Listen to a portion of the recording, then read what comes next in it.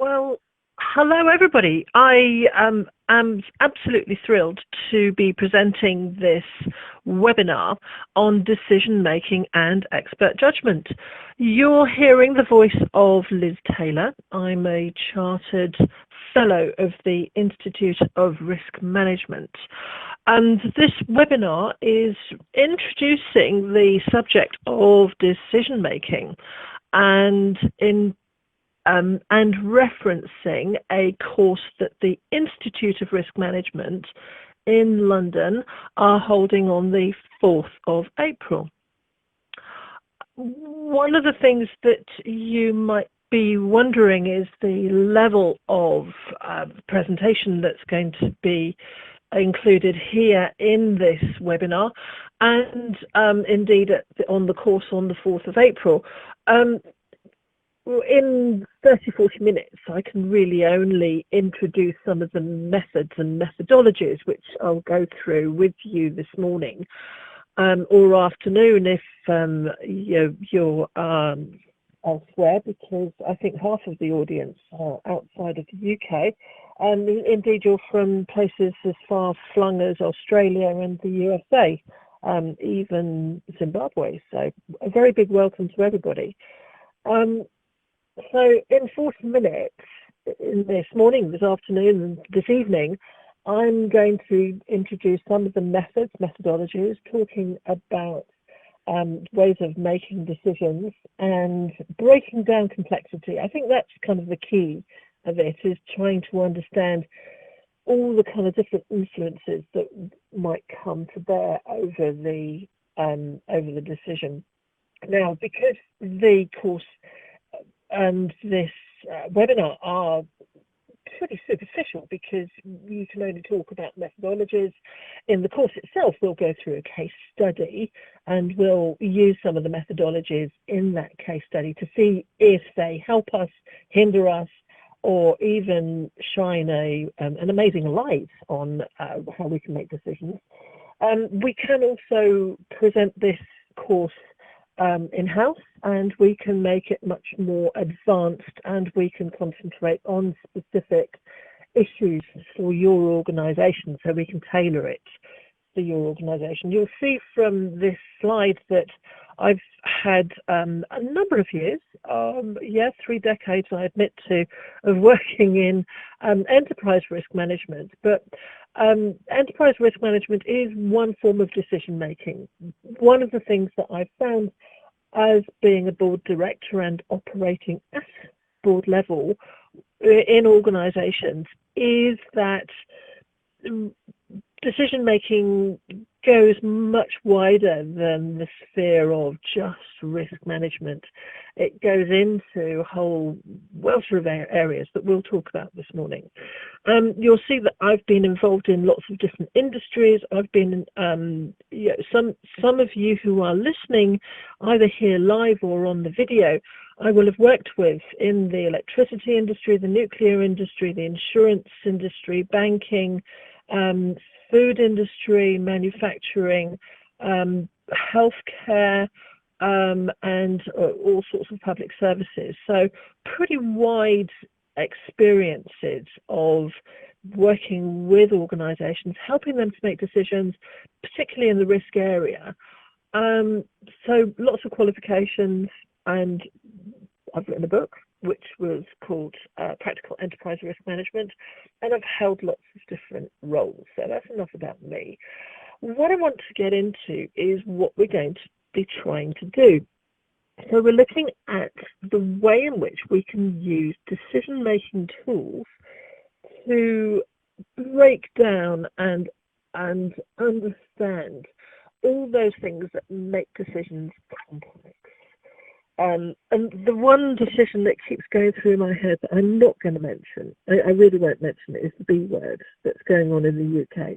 If those of you from the UK know about what's going on here, you will know why I mentioned the B word. I'm not going to talk about it, but it keeps coming into my head because logic over ego is one of the issues that really is one of the most difficult things in making decisions, particularly in a group environment.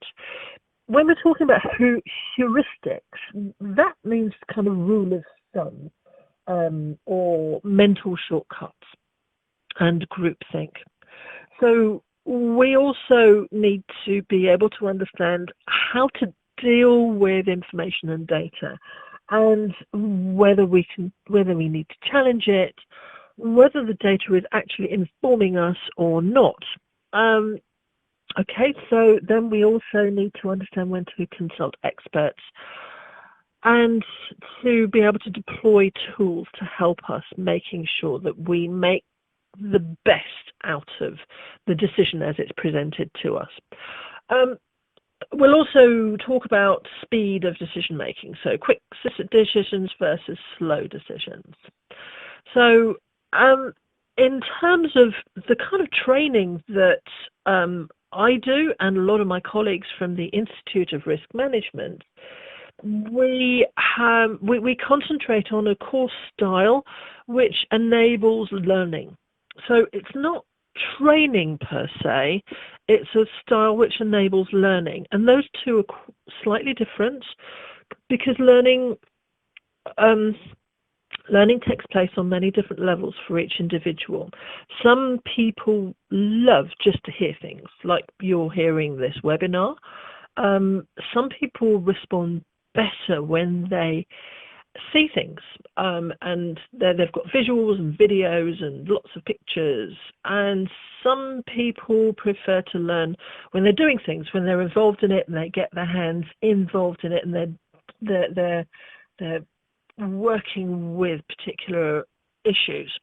And some people like a combination of all three. So the kind of style of learning that we engage in the courses involves all three. So you get this audio, audible, you can hear it. You get the visual, so there's lots of things to look at and see, and pictures and videos and materials around the room. And also there's lots of practical stuff, so you get to do exercises. So it's very interactive, it's very informal, and some people say it's pretty intense. When I'm running a 2 or 3 day course, I often find that people start to get quite tired by the end of the week, and I'm even more energized because I get so excited about the training and so excited about hearing about your issues. So I've got 2 questions from the audience. So one person was thanking me for not mentioning the B word in full, and somebody seems to be unable to access this. So the person who can't access it, go back to the original email or the link, and then click on the link and then the PIN number that you need. You will also notice that I've mentioned that we tailor it for the audience. Now, even when there's a multiple number of people from lots of different industries and lots of different organizations and types of organizations, it's quite possible to tailor the training and learning for them. I recently did some work at a hospital, and you would think that, okay, you can tailor it for the hospital, but even within the hospital, it's like a multiverse of organizations where you have people from different disciplines, and they have their own language within that, and they have their own methodologies, their own requirements. So I'm always very keen to make sure that we tailor each aspect and each part of the workshop training, the learning for the individuals. And I use lots of games and exercises. So yeah, I can't really throw Lego at you in this webinar, but I'd like to. But you have to imagine that there's games and exercises in front of you. So the course outline of the kind of 1 day course that we're doing on the 4th of April, this is where we go. We kind of look at the overview of it. We look at the logic over ego, decision types, unpacking complexity, challenging data, looking at getting people in from outside and preparing for the work.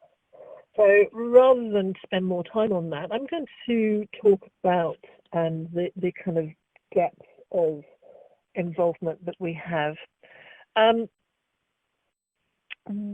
When we look at the case study, I've used different case studies, and I'm actually in the process of redesigning the case study for the 4th of April,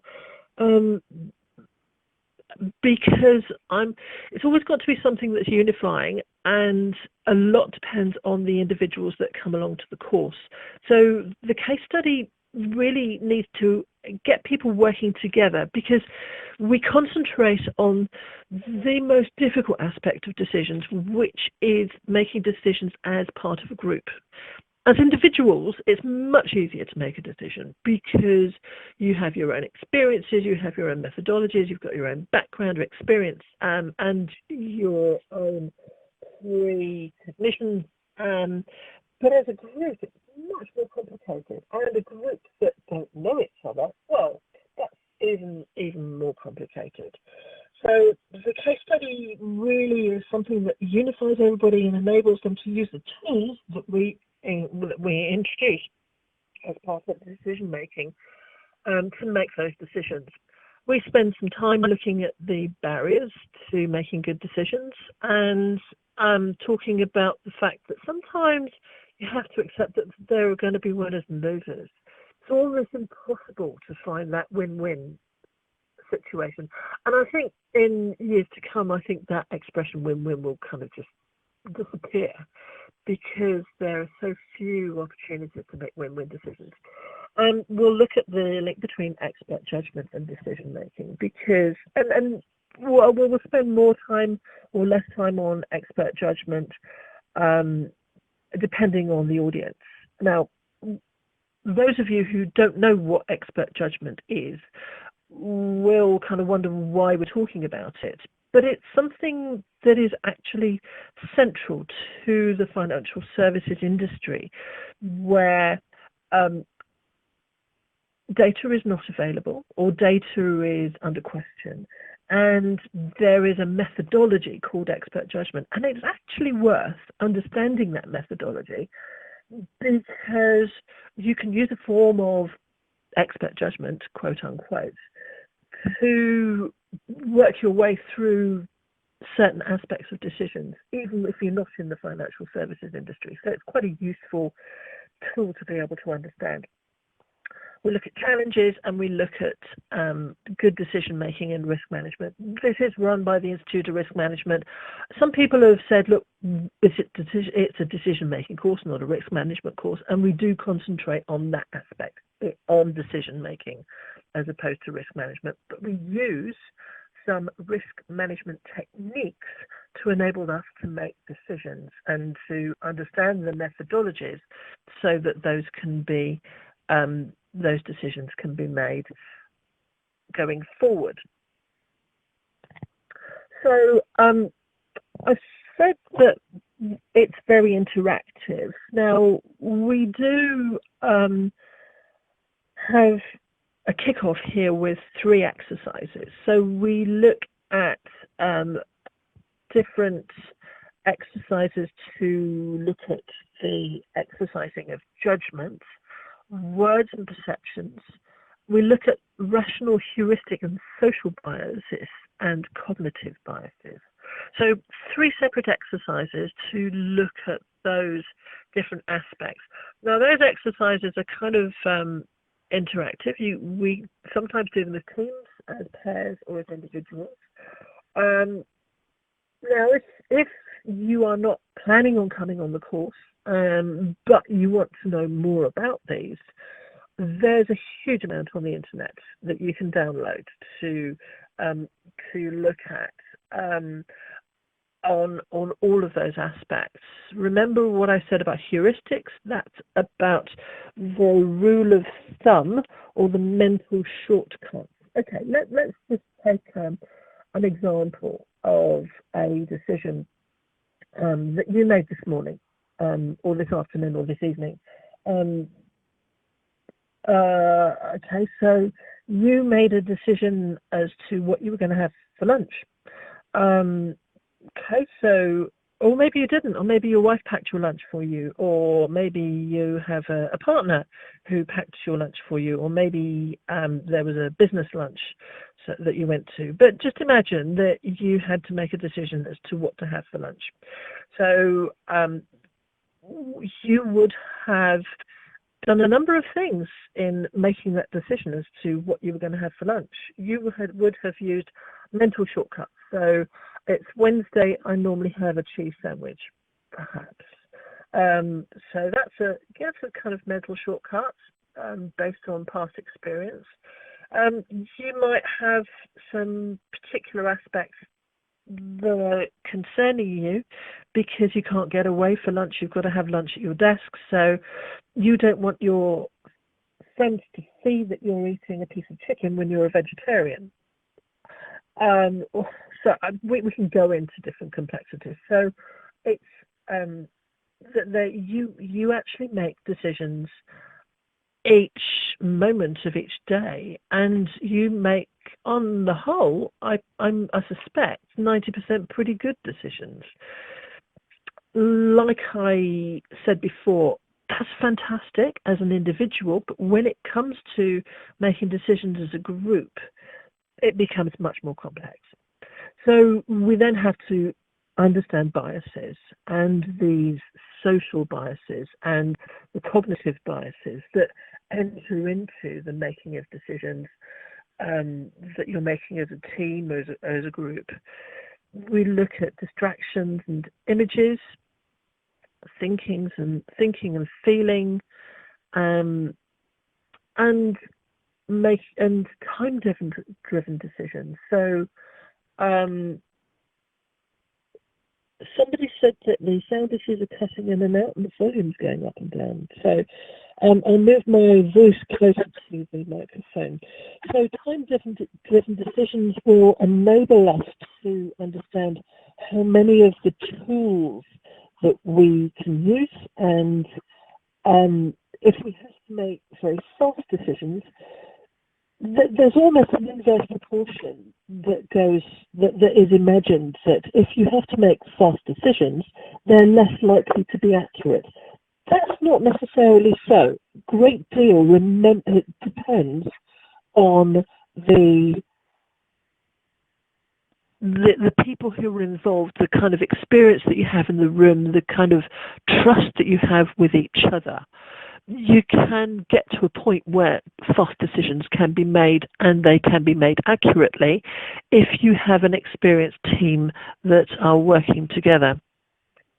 So we make more time in session 3 looking at that dynamic decision making versus group decisions. Okay, so one of the case studies that I've looked at in terms of dynamic decision making is the case of emergency practitioners who have to make a rapid decision as to whether to respond in a particular emergency and how to respond. So they don't have the time to stop and do a fundamental assessment. What information do we have to hand? Where's the data? What team experience do we have, etc.? They have to make decisions on the hoof very quickly. So it will be there was a case recently where a bus driver was reported as being late for one of his pickups in our local newspaper. What happened was he was making a stop off, and he noticed that there was a woman on the bank of a river, very close to where the bus stop was, and she fell in. And the 62-year-old gentleman, apparently quite large proportions. He just ran out of the bus, jumped into the river, grabbed this woman, hauled her back to the bank, and then got back on the bus and carried on his route. And the next stop, somebody said to him, "You're late." They didn't say, "You're wet."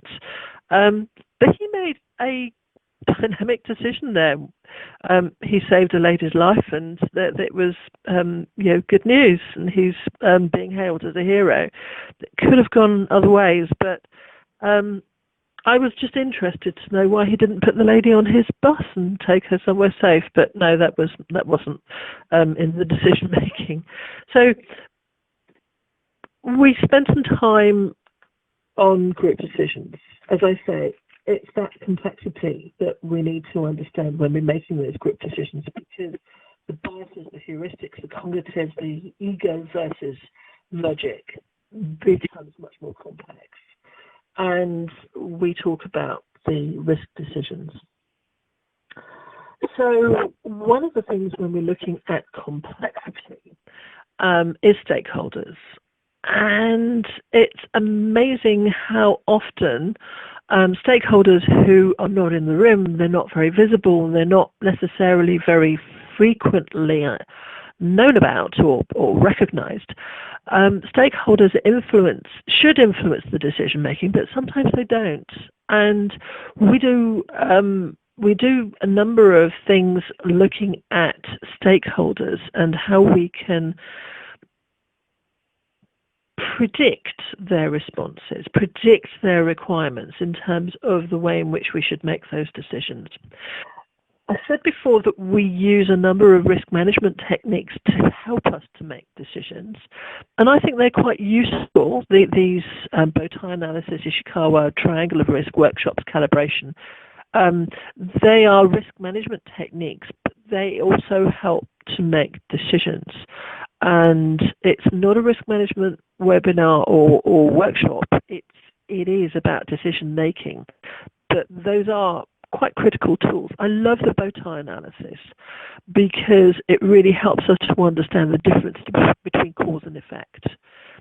Back to the fundamentals of why do things happen and what is the effect of them, and then working out what we can do about them. It also helps us to break down some of those barriers and the areas that we don't really understand or where we haven't got enough experience or knowledge or data. The Ishikawa analysis is similar to the bow tie analysis, except that it concentrates on the cause side of the decision-making area, and we apply those to specific decisions. The triangle of risk, again, we can apply that to decisions. If we look at the triangle of fraud, motive, means, and opportunity. Any kind of in fact, any decision can be around motive, means, and opportunity. It doesn't have to be a negative. So we look at motive, means, and opportunity as a tool to understand the way in which we make decisions. We look at workshops and calibration. One of the things that people really like about the Sixth Thinking Hat, this is Edward de Bono, is that it enables us to think about the decision in isolation as individuals, and you put different hats on that represent different thinking states in order to prepare yourself for the decision. But you can do this on a group basis as well. So we use these techniques to, as we say, unpack complexity.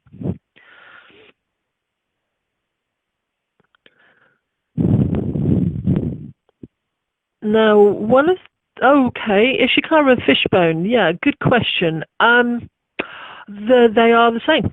Ishikawa is just a posh way of calling the fishbone analysis. So thank you for asking that question. Challenging the data. we can spend as little time or as much time on this as you like during the course. Well, not quite, but some people really like to spend more time on it, and some people don't. So, we take a simple sounding at the beginning of the course to work out whether we do more or less time on this. In fact, I do a 2-day course on this whole area of challenging the data. And this was around long-term prediction of pricing. And it's fascinating. I absolutely love playing with the numbers and looking at things like triangulations and correlations. Scenario testing, stress testing, reverse stress testing, and we haven't mentioned sensitivity testing, all really, really useful ways and tools to be able to predict the outcome of a particular decision. We talk a lot about data, rubbish in, rubbish out, in terms of the data, because this is one of the concerns about non-mathematical people, is that you can use mathematical models, you can use tests and techniques and data analysis till the cows come home, but it can be completely wrong if the data's wrong. Absolutely correct. That's one of the reasons why we spend a lot of time looking at the difference between data and information, and the difference between information and intelligence, and the difference between intelligence and decision making. So you really need to be able to move through that kind of hierarchy of understanding. I mean, I've been presented with wads of data, 80 pages of a report on which I'm supposed to make a decision, and you kind of think, how on earth can you possibly do this? And you're given half an hour. Whereas the intelligence analysis of those 80 pages should really be in that front page. What is the outcome of those 80 pages? And then you can use the remaining 79 pages to be able to understand where the information's come from and assure yourself as to the accuracy or otherwise of that data. The reason why I love things like scenario testing and stress testing, and they're not commonly used in decision making, is because, well, it's a better predictor of the outcome of that decision, quite simply. So, for example, if we look at the bus driver who drove past that lady who was just about to fall into the river or jump in, we can run through a number of different scenarios. He could have just driven on. There would have been no story, apart from maybe the lady might have been saved by somebody else. Maybe she might not have been saved at all. We can run through the scenario where he catches pneumonia from his actions, or the scenario where people from the bus followed him and somebody else fell in. You can run through different scenarios. You can look at the likelihood and impact of any of those scenarios, and that will help you to be able to predict how the outcome might come through. Like I say, you make decisions each moment of every day, and 98% of those decisions are superb. The complexity comes when we are entering into areas where we're not used to those areas. Reverse stress testing is another way of looking at a decision and thinking, okay, well, this decision, let's just imagine that we made complete foul up of this decision. How on earth could we have got it so bad? How could we have made that decision so badly? So then we can work back and look at that. I'm sorry if you're having sound issues. I'm trying to get as close to the telephone microphone as possible. just worrying that let me know if it improves. So then we look at what we need to make a decision to bring in outsiders. And we spend some time looking at the scenario when we might think about getting in alternative views and different opinions.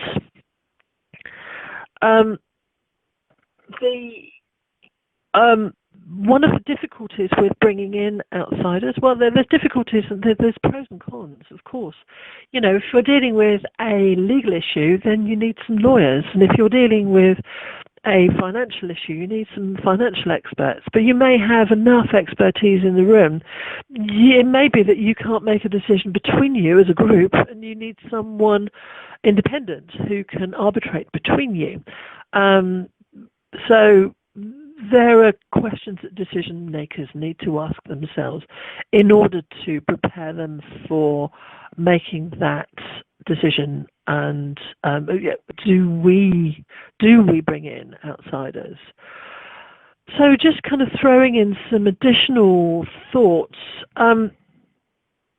It's really great to have a process to make a decision if you've got a compliance situation.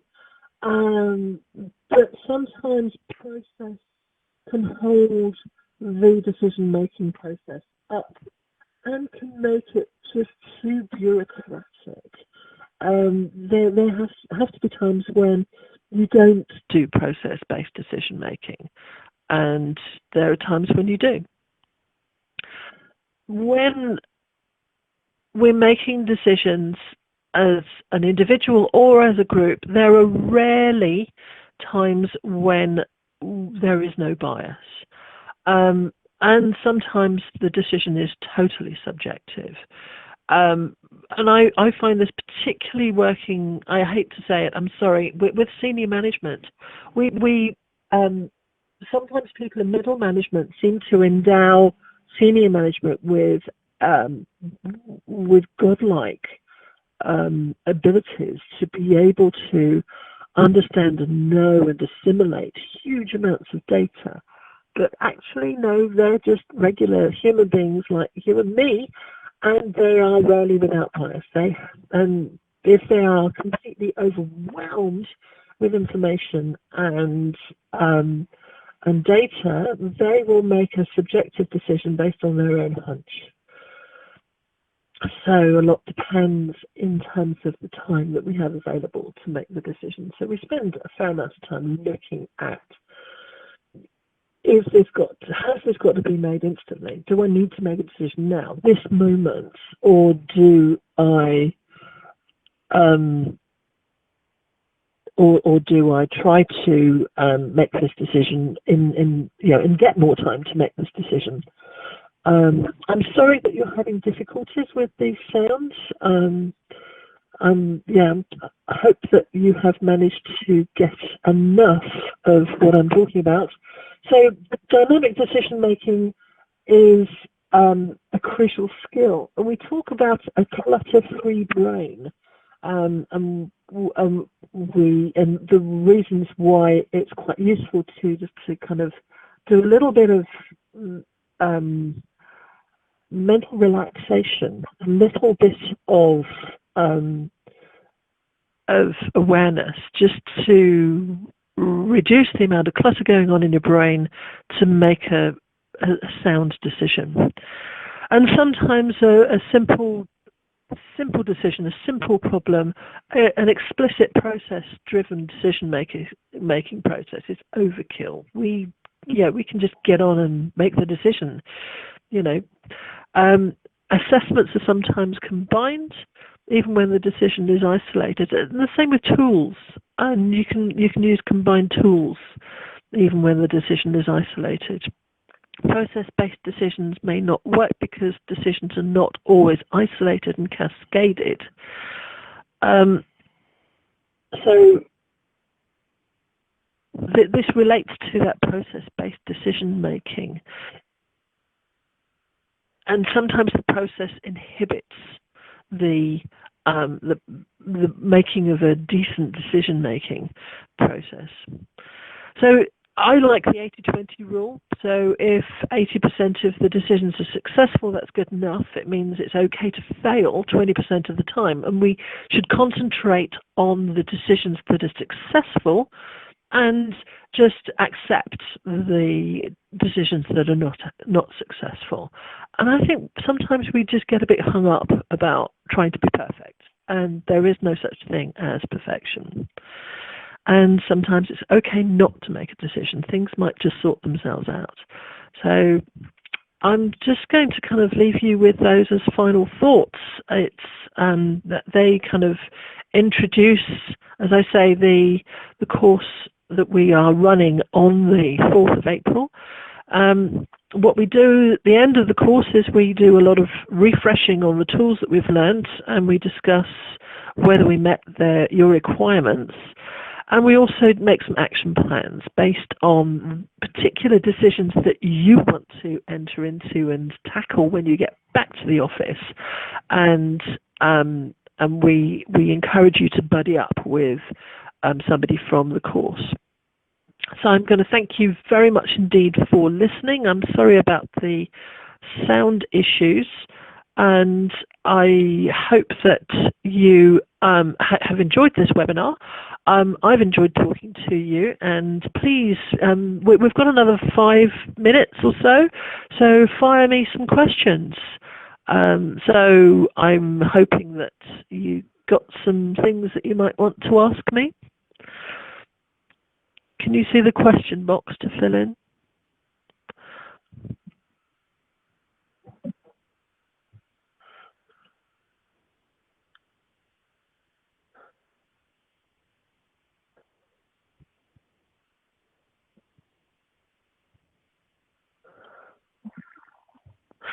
Okay, so it looks like we're getting some questions here. One question is, could we run a webinar where we actually go through some of the tools for decision making? Well, the intention of this webinar was really to introduce the course on the 4th of April. Please do join us on the 4th of April if you've got, oh yes, there is another course later in the year.